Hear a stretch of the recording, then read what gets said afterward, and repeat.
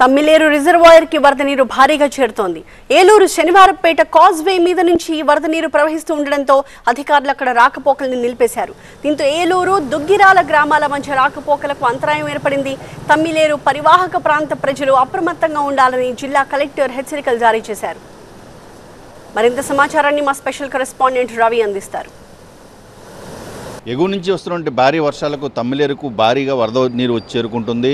దీంతో ప్రధానంగా మనం చూస్తే ఇప్పటివరకు కూడా తమ్మిలేరు జలాశయం నుంచి 9,950 క్యూసెక్కుల నీరు దిగువకు విడుదలవుతున్న పరిస్థితి కనిపిస్తోంది. ప్రస్తుతం మనం చూస్తున్నాం ఏలూరు ప్రధానంగా శనివారపేట అదేవిధంగా ఏలూరులోకి వచ్చేటువంటి ప్రధాన కాజ్వే పైన వరద నీరు ప్రవహిస్తున్నటువంటి దృశ్యాలు మనం చూడొచ్చు. ప్రతి సంవత్సరం కూడా అంటే భారీగా తమ్మిలేరుకు వరద వస్తే ఇదే రకమైన పరిస్థితి ఉంటుంది. దీనికి సంబంధించి పరివాహక ప్రాంతంలో ప్రజలందరినీ కూడా ఇప్పటికే అధికారుల యంత్రాంగం కూడా అప్రమత్తం చేశారు.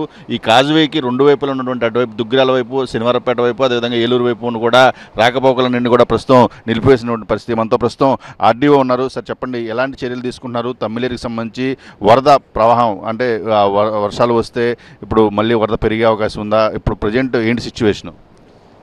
ప్రస్తుతానికైతే మనకు నాగిరెడ్డిగూడెంలో ఇన్ఫ్లో అనేది 9,700 క్యూసెక్లు ఉంది.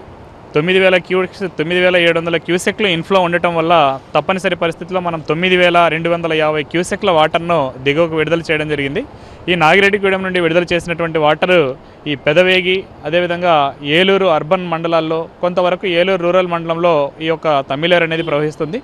లోతట్టు ప్రాంతాలు ఏవైతే ఉన్నాయో వాటన్నిటినీ కూడా ముందుగానే ఐడెంటిఫై చేసి అక్కడ తమ్మిలేరు యొక్క బండ్ అనేది మనం స్ట్రెంగ్తెన్ చేసుకోవడం జరిగింది ఇరిగేషన్ డిపార్ట్మెంట్ వారి సహకారంతో. అదేవిధంగా మున్సిపల్, రెవెన్యూ, పోలీస్ 3 డిపార్ట్మెంట్ల యొక్క కోఆర్డినేషన్తో ముందుగానే నిన్న సాయంత్రమే లోతట్టు ప్రాంతాల్లో ఉన్నటువంటి ప్రజలందరినీ కూడా అప్రమత్తం చేశాము. ఎక్కడైతే లోతట్టు ప్రాంతాలు ముఖ్యంగా తంగిళ్ళముడి ఏరియాలో ఆ బండ్ దగ్గరలో ఉన్నటువంటి హౌసెస్ ఏవైతే ఉన్నాయో ఆ హౌసెస్లో ఉన్నటువంటి పబ్లిక్ అందరినీ కూడా దగ్గరలో ఉన్నటువంటి మసీదులో రిలీఫ్ సెంటర్ని ఏర్పాటు చేసి అక్కడ పెట్టడం జరిగింది. ఇంకా మిగతా ఎక్కడా కూడా ఇళ్లలోకి నీరు వచ్చేంత పరిస్థితి అయితే లేదు కాబట్టి వారందరినీ కూడా అప్రమత్తం చేసి ఉన్నాము.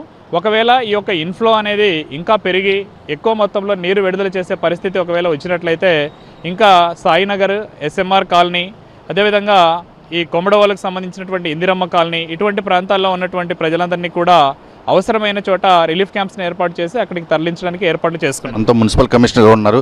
సార్ చెప్పండి, మొత్తం అంటే ఏలూరు సిటీకి సంబంధించి ఎంతమంది ప్రజలకు మీరు రీహాబిలిటేషన్ కానీ లేకపోతే ఎలాంటి చర్యలు తీసుకుంటున్నారు? నమస్కారం అండి. ఏలూరు అర్బన్కి సంబంధించి మొత్తం ఈ తమ్మిలేరు పరివాహక ప్రాంతంలో గత 3 రోజులు పట్టి revenue department, police department, irrigation వారి సహకారంతో మొత్తం ఈ బండ్ అంతా కూడా పరిశీలించడం జరిగింది. మొత్తం 8-9 చోట్ల ఈ బండ్ కాస్త వీక్గా ఉందని చెప్పి ఐడెంటిఫై చేయడం జరిగింది. నిన్న వార్ఫుడ్ బేసిస్లో ఈ దాదాపు ఒక 2000 శాండ్ బ్యాగ్స్ వరకు 8 ప్లేసెస్కి కూడా తరలించేసి ఆ బండ్ స్ట్రెంథనింగ్ కోసం మా ఇంజనీరింగ్ సెక్షన్ సిబ్బంది, శానిటేషన్ సిబ్బంది వర్క్ చేయడం జరిగింది. అదేవిధంగా ఒక 12 ప్రాంతాల్లో ఈ వాటర్ వచ్చేటువంటి అవకాశం ఉందని చెప్పి ఐడెంటిఫై చేయడం జరిగింది.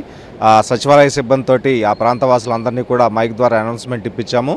వారికి ఎలాంటి పరిస్థితుల్లో ఎప్పుడైనా వాటర్ వస్తే ఇమీడియట్గా రిలీఫ్ క్యాంప్కి తరలించి రెవెన్యూ డిపార్ట్మెంట్ వారి సహకారంతో వారికి ఫుడ్ అది ప్రొవైడ్ చేయడానికి అంతా కూడా సంసిద్ధంగా ఉన్నాము.